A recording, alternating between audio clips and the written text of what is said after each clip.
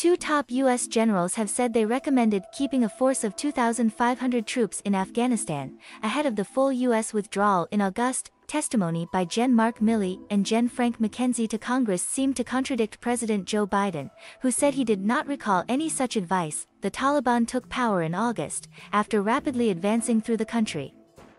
Gen. Milley said the U.S. had been taken by surprise by the speed of the Afghan government's collapse. The two U.S. generals were questioned by the Senate Armed Services Committee along with Defense Secretary Lloyd Austin on Tuesday. The hearing comes weeks after a chaotic withdrawal at Kabul airport as foreign powers sought to get their citizens home and thousands of desperate Afghans begged for rescue. A suicide attack killed 182 people during the withdrawal operation.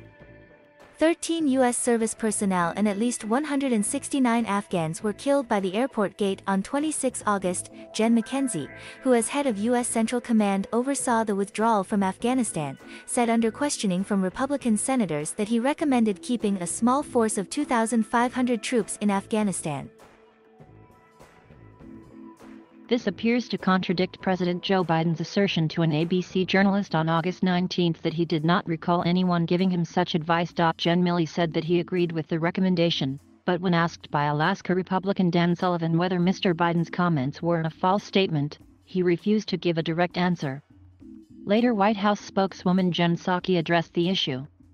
The president values the candid advice of the Joint Chiefs and the military, she said. That doesn't mean he always agrees with it. She said that if troops remained in the country after the August deadline, the U.S. would now be at war with the Taliban.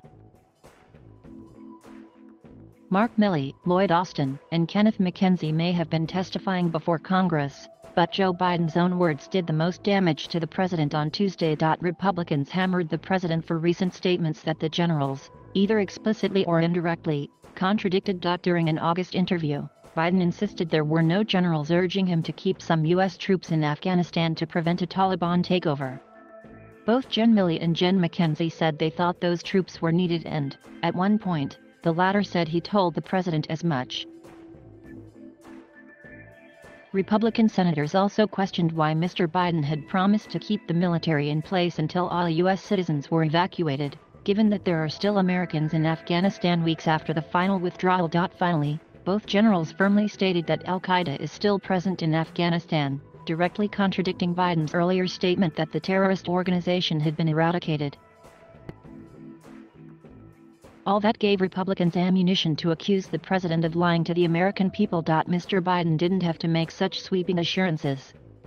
He could have simply said he considered the military's advice but stood by his decision to withdraw. Like many politicians before him, however, he talked his way into trouble. Tuesday's hearing began with opening testimony from Mr. Austin, followed by Gen. Milley, who said it would now be harder to protect Americans from terrorist attacks from Afghanistan. The Taliban was and remains a terrorist organization and still has not broken ties with al-Qaeda, he said. A reconstituted al-Qaeda or ISIS with aspirations to attack the U.S. is a very real possibility, and those conditions to include an activity in ungoverned spaces could present themselves in the next 12 to 36 months. Gen. Milley said he made an assessment in late 2020 that an accelerated troop withdrawal from Afghanistan could precipitate the government's collapse. But both he and Mr. Austin both testified that the speed of the collapse caught the U.S. military off guard. We helped build a state, but we could not forge a nation, Mr. Austin said. The fact that the Afghan army we and our partners trained simply melted away, in many cases without firing a shot, took us all by surprise. U.S. troops first entered Afghanistan in late 2001, shortly after the 9/11 attacks. By the time they left, the U.S. had spent about $985 billion and deployed tens of thousands of troops, peaking at 110,000 in 2011. In the weeks between the fall of Kabul and the withdrawal deadline of August 31, the U.S. evacuated its remaining 4,000 troops. It is also taking about 50,000 Afghan refugees who were airlifted out of Kabul. As many as 20 people died in the crowds which gathered at the airport in the days after the Taliban takeover.